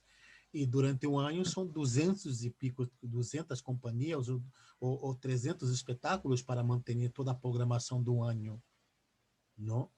Então, existe uma mala fé que explota las compañías también de alguna manera, ¿no? Sí, sí. Y la forma de poder resistir esa mala fe, me parece que precisamente es esa buena idea de trabajar juntos, sumar fuerzas, de un movimiento asociacionista por parte de las compañías para trabajar colectivas y no estar cada una de ellas aislada. Es lo mismo que ha pasado también con los dramaturgos. Los dramaturgos, cada uno por separado, no tiene fuerza, no tiene voz. Tenemos que estar unidos unos con otros para que realmente se nos escuche. Pero é mais complicado o tema, por exemplo, das companhias. Eu tenho a sensação que as companhias jovens, especificamente, pelo coletivo, grande parte dos criadores têm menos de 40 anos. E tenho minha observação, pode ser que estou equivocado, mas eu tenho a sensação de que não creem na política. Pode observar, não sei, em Madrid, sí, claro, duas coisas que eu observo com os jovens criadores. Uma, não tem nenhuma relação com a crítica, porque a crítica vai ao cômodo, às grandes salas, o teatro público. A crítica vai haver uma companhia quando essa companhia liga a uma grande sala. Então, as companhias estão muito alejadas de las críticas e elas sobrevivem sem a crítica. E creio que é muito preocupante, porque creio que se a crítica já venia tão frágil, eu creio que ela tende a desaparecer, dando espaço aos blogueiros, que em realidade os blogueiros são difusores. Penso que é interessante o fenômeno de los blogueiros, mas creio que a desaparição de los críticos é preocupante. E por outra parte, e deveriam se preocupar os críticos. E por outra parte, eu creio que os jovens criadores estão completamente não tem nenhum. Aqui saiu. Ok. Então, creio que as companhias, nesse sentido, ela tem estão completamente alejadas da política e estão desacreditadas. A política está desacreditada, não, com os jovens. E isso, as companhias, as jovens companhias reflejam muito isso.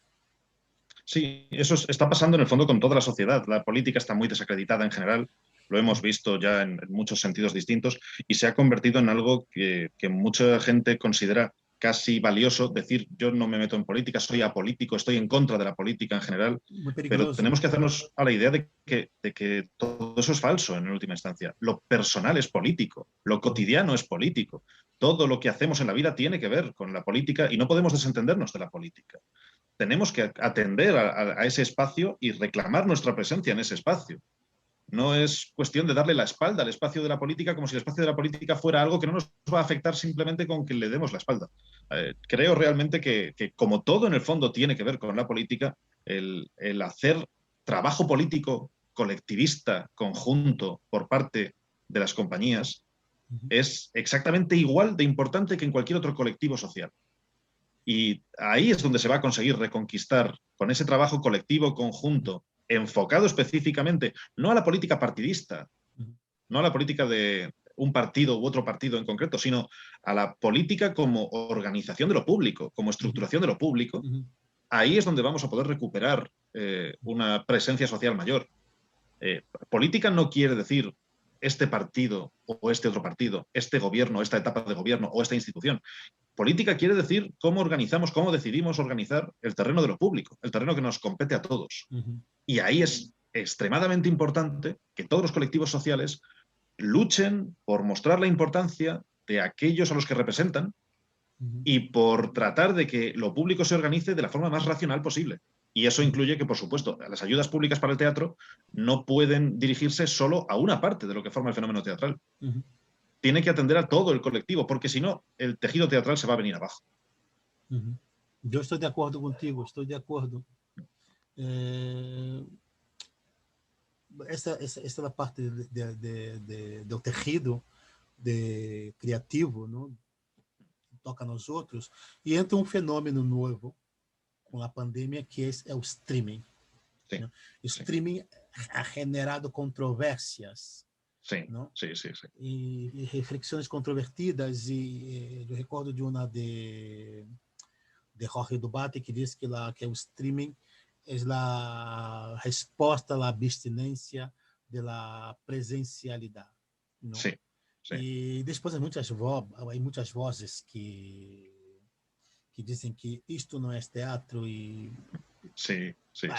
está creio que há muito para discutir, não? Tu como ha observado esta revolução de repente ver escenificações dramatizadas en esta pequeña pantalla. ¿Cuál es tu observación? Me encanta este tema. Me parece un tema precioso y súper interesante, que tiene mucho recorrido por delante, porque es un fenómeno que yo creo que ha llegado para quedarse y que tenemos que conocer este fenómeno en profundidad. Es un fenómeno nuevo, pero no es un fenómeno puntual. No lo veo vinculado solo con la situación que estamos viviendo, sino que esto va a continuar estando aquí y tenemos que empezar a pensar qué es exactamente esto del streaming y qué papel social le damos. Me parece un tema precioso, precioso. Y además un tema precioso que me afecta en muchos sentidos distintos. Me afecta como dramaturgo, pero también me afecta como espectador, me afecta como docente, porque también ha tenido un papel enorme la presencia del streaming en el desarrollo de las clases desde el momento en el que se ha producido el confinamiento y continúa teniéndolo, y estamos teniendo el mismo debate que está surgiendo en el ámbito del teatro, lo estamos teniendo en el ámbito educativo, sobre qué hacemos con el streaming. Y claro, en el campo del teatro está pasando que mucha gente distinta está diciendo a través del streaming no se puede hacer teatro y que conserve la definición de ser teatro. Es otra cosa si se hace con el streaming. Y en el ámbito docente está pasando lo mismo. Hay muchos profesores que están diciendo a través del streaming no se puede dar clase en un sistema educativo y que sigue siendo una clase. Es una conferencia retransmitida, pero no es una clase. Y yo estoy de acuerdo y no estoy de acuerdo. O sea, estoy de acuerdo en parte, es verdad que hay una diferencia, es distinto, pero sigue conservando la naturaleza si se sabe sacar partido de ese nuevo fenómeno que es el streaming y no anula el fenómeno anterior. Sí. O sea, por ejemplo, si el streaming viniese a sustituir por completo el teatro presencial, tendríamos que escandalizarnos, pero no viene a sustituir el teatro presencial, viene a complementarlo. Yo pienso lo mismo. Es una nueva parte del hecho teatral que se corresponde con los tiempos que estamos viviendo, con tiempos de virtualización, con tiempos de distancia, con tiempos de redes sociales, de una redefinición de absolutamente todo con la irrupción de las redes sociales en la sociedad, que hace que también el teatro se mute, el teatro se transforme y obtenga una nueva encarnación, que es la de teatro virtual a través de este tipo de plataformas. Eso tiene que ser explorado. Es un terreno para explorar, para ver qué podemos hacer con él, para ponernos nosotros a prueba, todos los que participamos en el campo del teatro, y poner a prueba ese nuevo lenguaje que tenemos en nuestras posibilidades.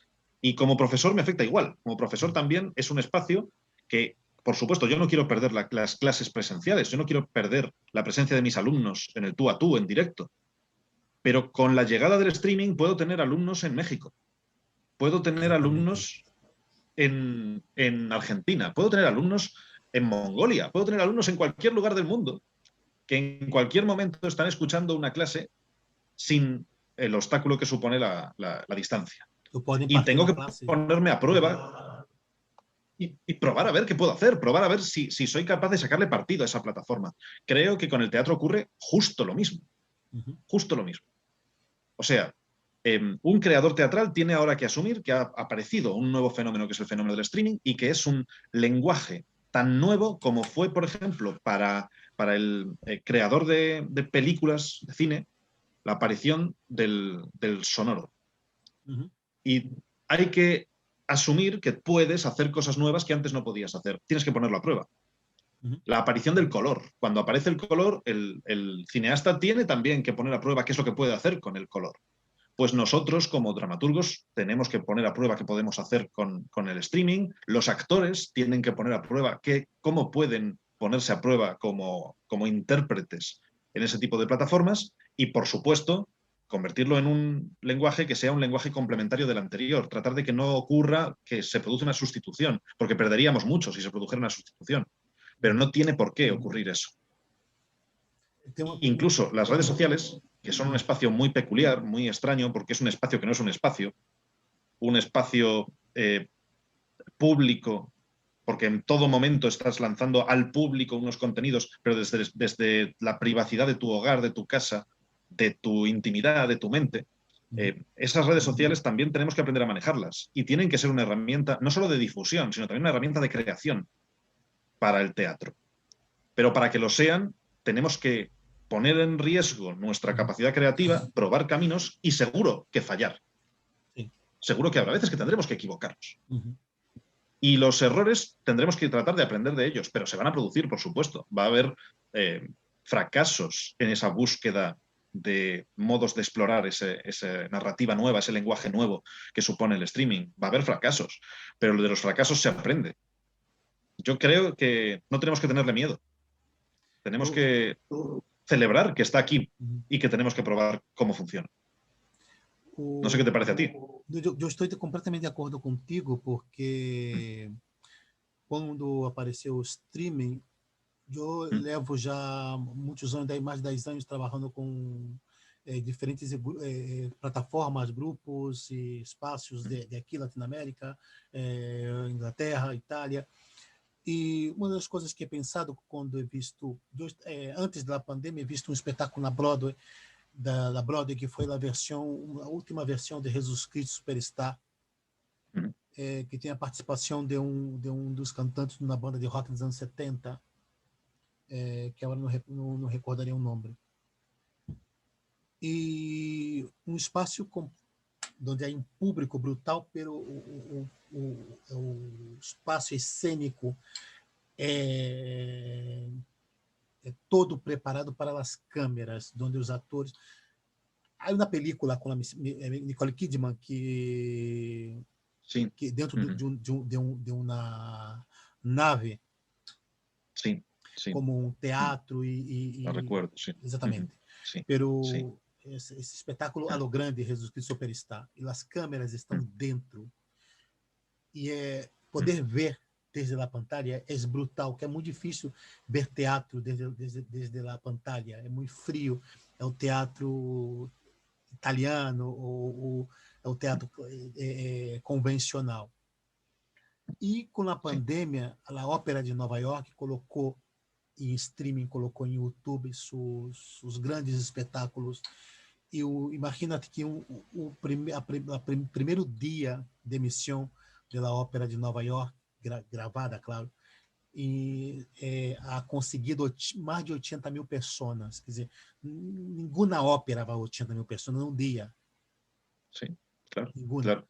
Ha tenido 80 mil visualizações em um dia. Não?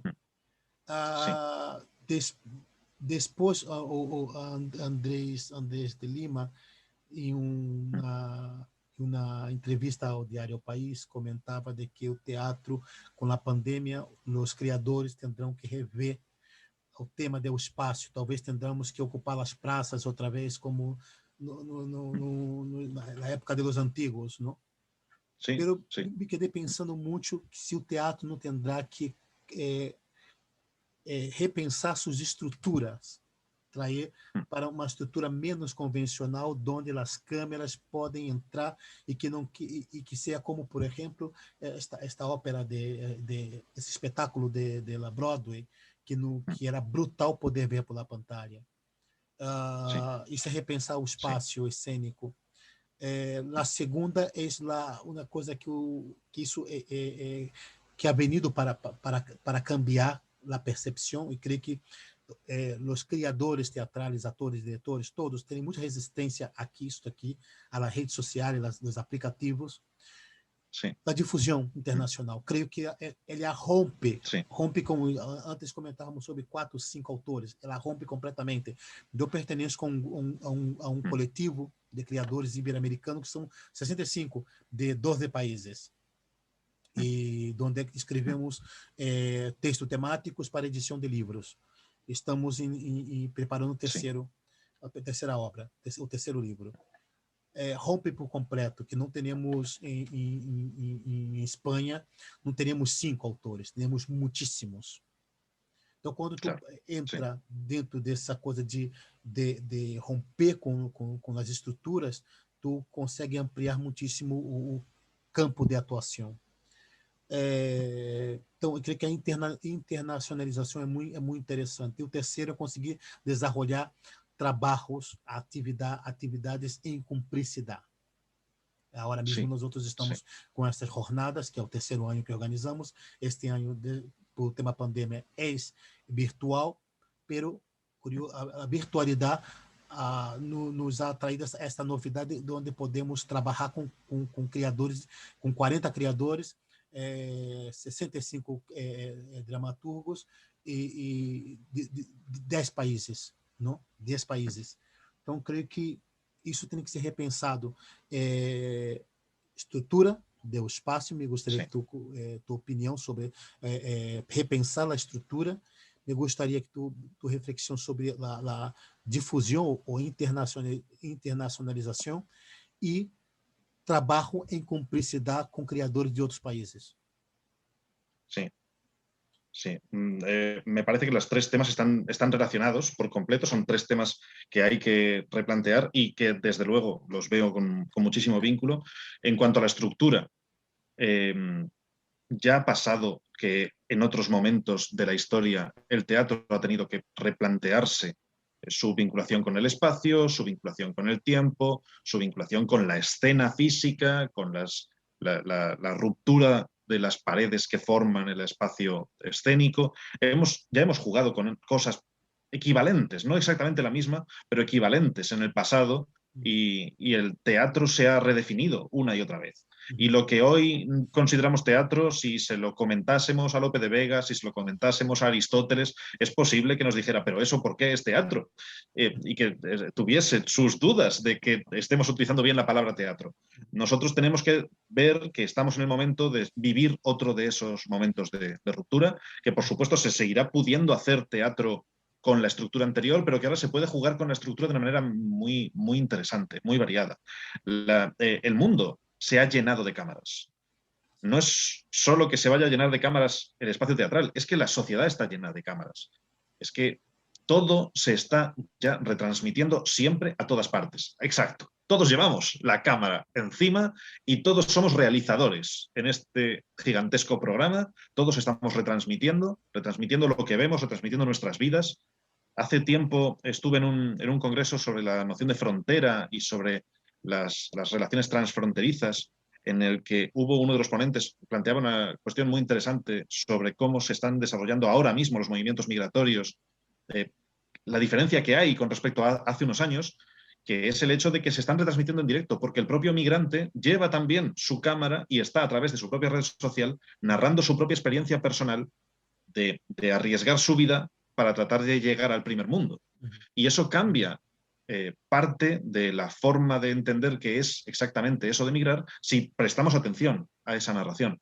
Si está presente en algo tan extremo como eso, ¿cómo no va a estar presente la cámara en todo el resto de lugares? Y eso supone que tenemos que asumir que la cámara va a estar presente en el teatro, y va a estar presente en el teatro desde el patio de butacas, lo prohibamos o no, siempre hay alguien que saca la cámara, y va a estar presente, si le dejamos estar presente, va a estar presente también en la escena.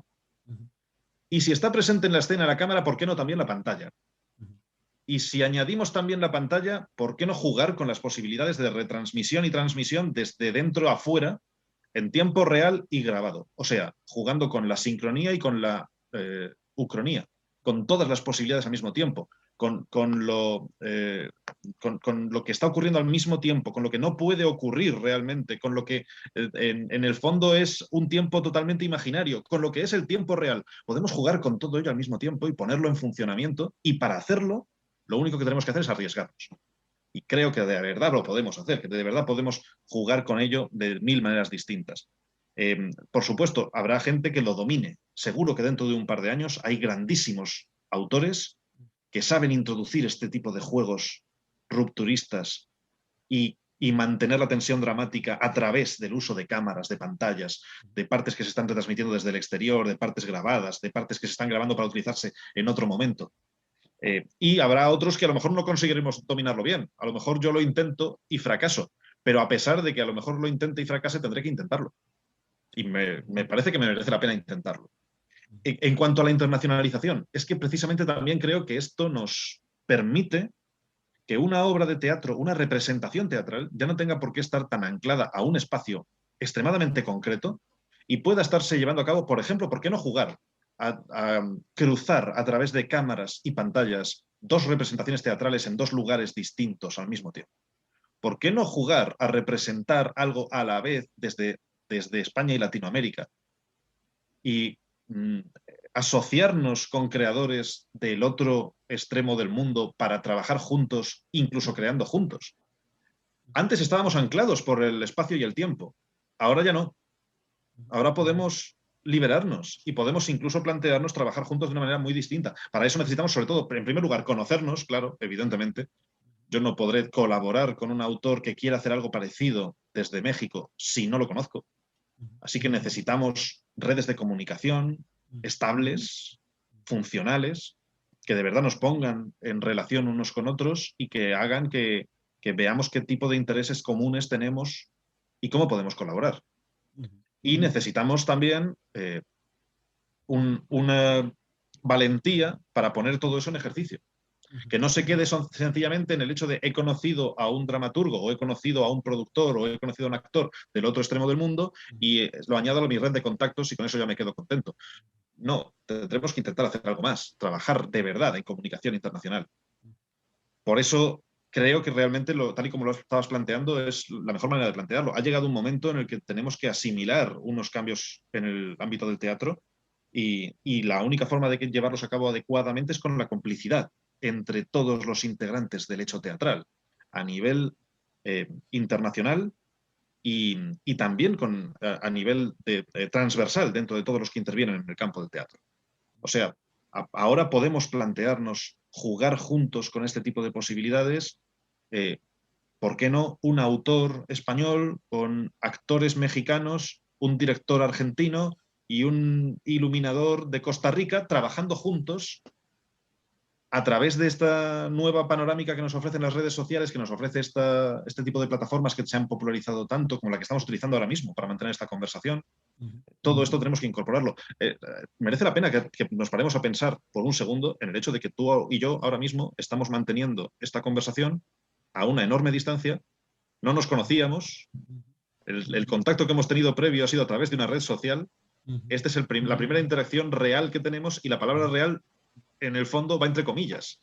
Virtual. Porque seguimos, es virtual, seguimos sin conocernos, no nos hemos todavía dado la mano. Seguro que en algún momento tendremos ocasión de hacerlo, pero ya siento que tengo una conexión contigo, que ya te conozco, llevamos un rato largo hablando y esto es la base suficiente para poder establecer una colaboración.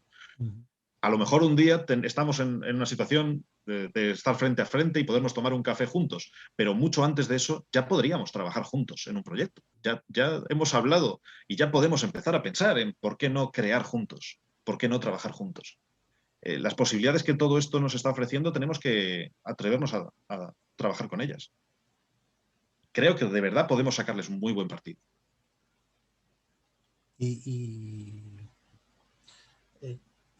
Tú has escuchado mucho, por ejemplo, ¿no? Tú comentabas sobre el tema el trabajo colaborativo, sobre la difusión internacional, sobre la estructura.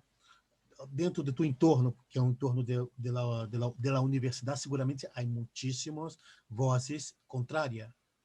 Sí. Sí, de hecho en la universidad tenemos ahora mismo un gran debate organizado sobre qué hacer con la situación que se ha convertido ahora mismo en la que estamos viviendo. Si o enfrentarnos a ella de manera radical para tratar de volver cuando se pueda, pero volver por completo a la situación anterior, o asumir los cambios que se han introducido. Y no tengo una posición totalmente clara con esto. Creo que las dos cosas son problemáticas. Eh, por ejemplo, ahora mismo con el tema del streaming, la universidad ha invertido, todas las universidades de España han invertido mucho dinero en adquirir cámaras, en instalarlas en las aulas. Y eso es un valor añadido del aula. Se puede utilizar bien, pero no si se convierte en un medio para que a partir de ese momento las aulas están vacías de estudiantes y todo se va solamente a retransmitir, sino que habrá que sacarle el jugo que se pueda aprovechándolo de la mejor manera imaginable y no tirar ese dinero a la basura cuando pase la situación. También tenemos que ser conscientes de que va a haber intereses económicos que lleven a que, como es mucho más rentable utilizar este tipo de mecanismos en vez de la clásica universidad presencial de toda la vida, que es una inversión social, es un gasto para un país tener una universidad que funcione bien. No es un retorno económico. Y, ojo, ni debe serlo. Es que creo de verdad que tiene que ser una inversión del Estado, igual que la inversión en sanidad, igual que la inversión en educación, igual que la inversión en cultura. Son inversiones del Estado, no tienen que ser algo de lo que se espere siempre sacar un rendimiento económico.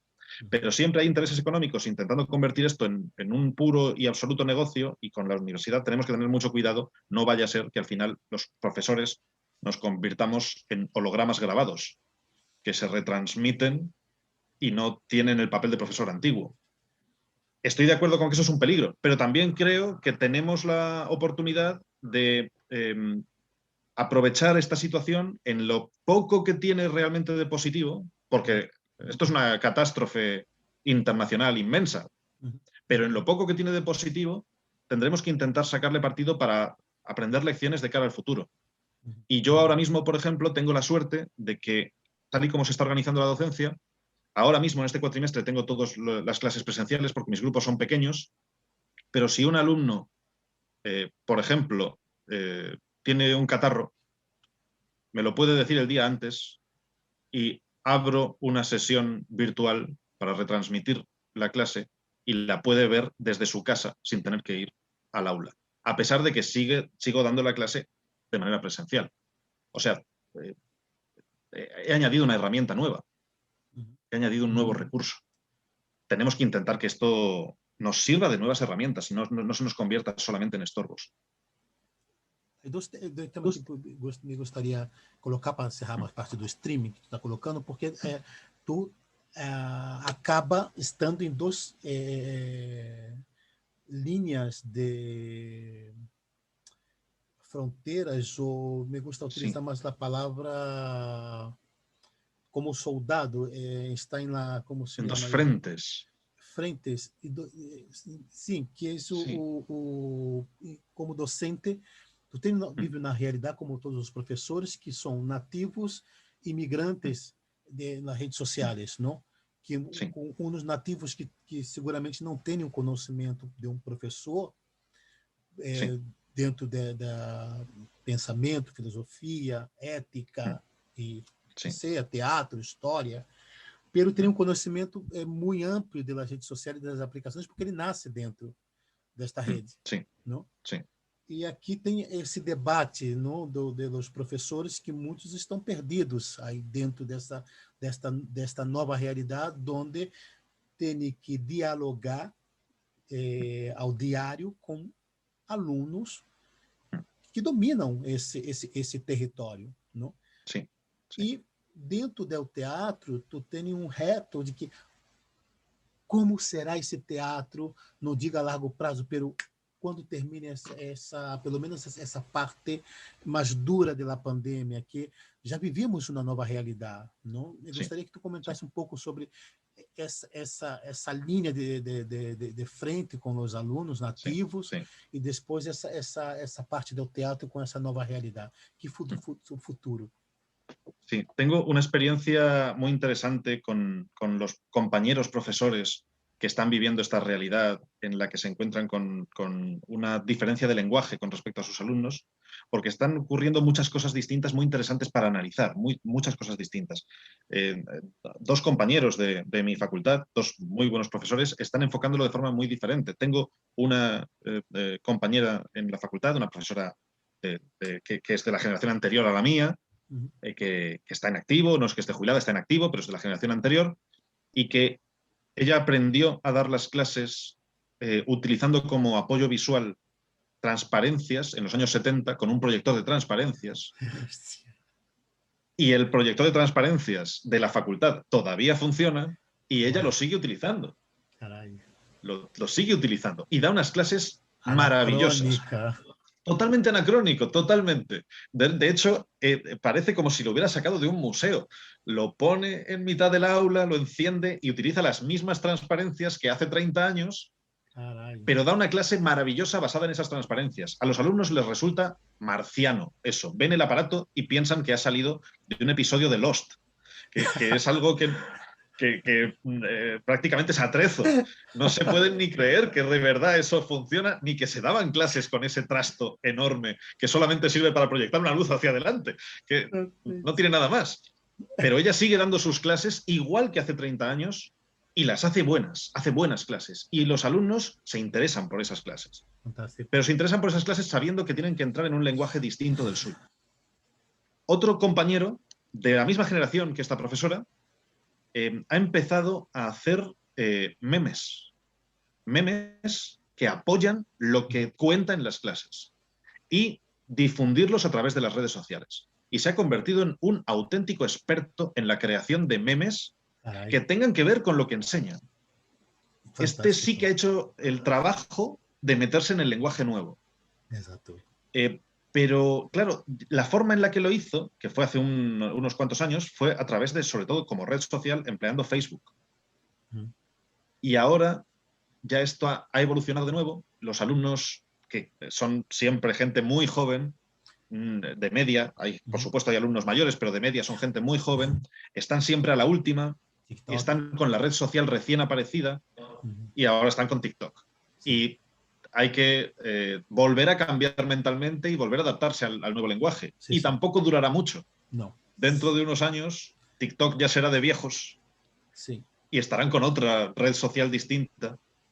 Y yo entiendo las dos posiciones. Entiendo a quien intenta adaptarse al lenguaje de sus receptores y hace el esfuerzo de transformar su propia medio de comunicación a pesar de lo que le supone de dificultad no ser nativo de ese medio de comunicación, y entiendo al profesor que decide no hacerlo y que decide centrarse solo en el contenido, transmitir el mismo contenido y pedir al receptor que se esfuerce por entablar el contacto y entablar la comunicación a través de un medio de comunicación que ya se ha probado y se sabe que funciona. Entiendo las dos perspectivas. El que decide mantener el medio de comunicación anterior pierde menos tiempo. No tiene que adaptarse y puede aprovechar ese tiempo que no pierde para investigar más, para aprender más, para reciclarse en contenido. Y el que decide adaptarse en el lenguaje tiene más éxito, más nivel de comunicación exitosa, pero tiene que perder un tiempo vital en readaptarse constantemente en el canal. Eso creo que al final es un poco decisión personal de cada uno. Uno tiene que decidir dónde quiere gastar su tiempo. El tiempo que tenemos siempre es limitado y hay que escoger. Y respeto por completo a los que decidan escoger adaptarse al nuevo lenguaje y respeto a los que decidan mantener el lenguaje que tenían y gastar el tiempo, invertir el tiempo solo en el contenido. Con que hagan bien las cosas de una forma o de otra, a mí me parece suficiente. Lo que no tengo claro es qué haré yo cuando me toque dentro de unos años adaptarme a un lenguaje que me sea muy lejano. Yo no sé qué es lo que voy a hacer yo. Cuando eres joven. Todavía sí, tengo tiempo para pensarlo. Eres joven. ¿Qué teatro? ¿Perdón? ¿Cómo ves? ¿Puedes repetir? El teatro, ¿no? Hablamos ahora sobre los jóvenes, sobre profesores nativos en este momento de las redes, exatamente ese teatro con ese fenómeno del streaming, ¿cómo ve é o teatro, não digo daqui a médio prazo, lá, não, digo teatro, não sei, de cara, um exemplo, não, eu creia que quando começasse a temporada, setembro passado, veríamos muitas coisas sobre a pandemia que não hemos visto, porque são é, espetáculos que foram reprogramados, muitos caíram e outros retomaram, Sí, sí. pero que vamos ver do teatro daqui a 2 anos, 3 anos, que vamos ver que teatro vamos a ver, que tipo de dramaturgia, que tipo de proposta, público, seguramente Sí. então um novo público, tu é colocado na coisa que eu estou completamente de acordo, é o streaming ha venido para quedar, não? Estamos utilizando, estamos aqui, não? Sí, sí. Que teatro será esse? Creo, es difícil predecir cómo van a desarrollarse las cosas y a lo mejor me equivoco y no apuesto mucho por acertar, pero creo que un tema que va a ganar mucha importancia en el teatro de aquí a unos años tiene que ver con el equilibrio mental de todos los individuos que formamos esta sociedad. Esta situación nos ha tocado mucho a nivel emocional, nos ha supuesto una traba para nuestra propia identificación, para saber quiénes somos y para mantener la cordura como sociedad y como individuos. Y va a suponer un lastre muy grande durante mucho tiempo a nivel mental para muchísima gente. Hay gente que lo ha pasado realmente mal, gente que ha tenido una enorme cuota de soledad, gente que ha tenido una sensación de vulnerabilidad inmensa y se ha sentido en un riesgo muy flagrante. Y además, no solamente me refiero a gente de nuestra edad, sino también niños que están creciendo con ese tipo de riesgo tan presente, jóvenes que en la etapa más dada a socializar, a estar permanentemente en grupos sociales, están viviendo la distancia social, están viviendo el peligro que supone el otro como amenaza en vez de como apoyo o como compañero, y todo eso va a tener efectos mentales a largo plazo que van a tener que ser tema para el teatro.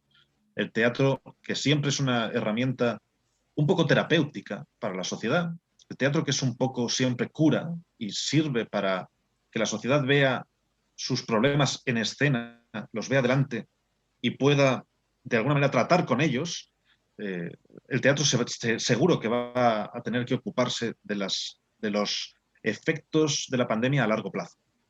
A lo mejor vemos también representaciones directas de los efectos de la pandemia a corto plazo, del confinamiento y de la crisis económica, pero lo que estoy casi seguro es de que esos tendrán cierto nivel de importancia, pero los que van a tener mucha importancia son los que se hagan cargo de todo lo que esta situación va a dejar en la sociedad a largo plazo, todo lo que va a quedarse en la sociedad, tanto como nuevo aporte y elemento positivo, como sobre todo como problema, lo que va a quedarse como problema. Y con esos problemas tenemos que lidiar con cuidado y con calma, sabiendo que esto es para el resto de nuestra existencia como sociedad y que como esto tiene mucho peso en nuestra vida futura, tenemos que reflexionar sobre ello, verlo enfrentado a nosotros, verlo en escena y probablemente vamos a tardar en terminar de asimilar los efectos que todo esto va a producir. Yo espero un teatro que dentro de unos años se haya hecho cargo realmente de todo lo que esto va a suponer para los que formamos la sociedad contemporánea y por la excepcionalidad de los acontecimientos que hemos vivido, la forma tan diferente de estar en el mundo que supone este momento concreto. Por cierto, me resulta esto un tema interesantísimo a nivel teatral, literario, a nivel escénico, pero también a nivel filosófico. Creo, lo que acabo de decir para el teatro, creo que también vale para la filosofía. La filosofía también va a tener que hacer lo mismo. También va a tener que plantearse este mismo tipo de cuestiones a largo plazo y también va a tener que ejercer ese papel, no exactamente terapéutico, pero por lo menos ese papel de restañar heridas, ofreciendo respuestas de algún modo ante la sociedad. Creo que en este tipo de temática van a correr en paralelo los dos géneros, de nuevo. Y espero que sea así. Empezamos com filosofia, né? E vamos finalizar com filosofia. Sí. Se o ensaísta, dramaturgo, filósofo, investigador, docente Ignácio Parrón Leira agora se encontrasse com um extraterrestre, com um ET, o que explicaria sobre a Espanha, sobre este país? De 2020 e 2021, claro. Sí, este país en todo momento de su historia siempre es un país incomprensible. Es un país muy caótico, muy difícil de entender, con muchos matices y con muchas aristas distintas.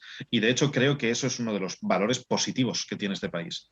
Los que se empeñan en decir que defienden España, convirtiendo España solamente en lo que ellos creen que es España, no han entendido que es España.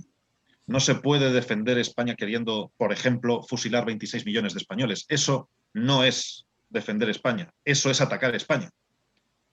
No puedes considerar que una forma de defender este país es convertirlo en algo que no es. Este país es plural, es múltiple, es variado y es contradictorio. Y es muy contradictorio. Y siempre va a ser contradictorio, nunca ha dejado de serlo. Y estamos viviendo un momento social en el que la contradicción tiene más presencia que nunca. Así que si tuviera que explicarle a alguien en el futuro qué fue este momento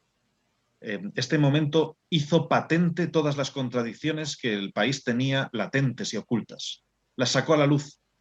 De repente todo se vio mucho más claramente. Y teníamos un país obsesionado por su identidad, planteándose constantemente su identidad, que estaba mostrando su identidad, pero que era incapaz de darse cuenta de que su identidad era eso. La identidad de este país es fundamentalmente esa contradicción constante, esa multiplicidad enorme y ese ser totalmente variado. ¿Qué piensan los españoles? Esa pregunta ya está mal hecha. Hay tantas formas de pensar distintas, cada español piensa una cosa distinta. Intentar generalizar es el error. Somos muy distintos entre nosotros y no vamos a ser iguales, ni ahora ni en el futuro. Y espero que no lo seamos. Ojalá no pasemos a ser todos uniformes y comportarnos todos igual, pensar lo mismo. La diversidad es uno de nuestros valores mayores. Eso también me lleva a pensar que precisamente una de las características que este país tiene que fomentar más es su capacidad de acogida, es su capacidad para incorporar todo lo que viene desde el exterior, a multiplicar aún más toda esa multiplicidad.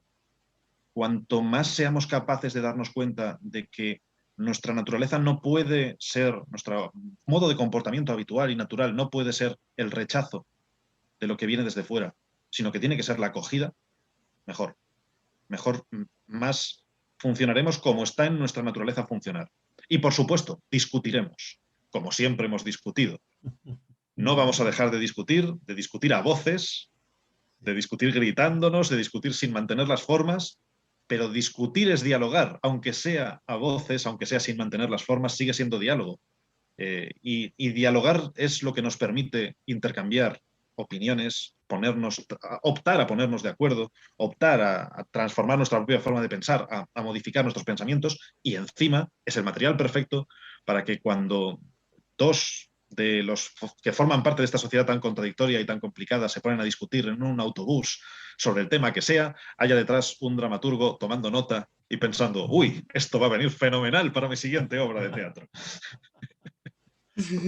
Ignacio, muchísimas gracias. Gracias a ti, Clever, por haberme invitado. Ha sido un verdadero placer. Muy divertido y filosofía. La filosofía está marcada, esta charla, la filosofía. Sí, sí, por completo. Mucho más de lo que yo pensaba que iba a ser. Y ha sido una charla preciosa. Me lo he pasado muy bien hablando contigo y ha sido... Con mucho humor, muy, una maravilla, ligero. Muy ameno, muy divertido y fantástico. Ha sido una conversación preciosa. Y además que le he sacado mucho partido, he reflexionado mucho contigo sobre todos estos temas. Muchas gracias por haberme invitado. A ti.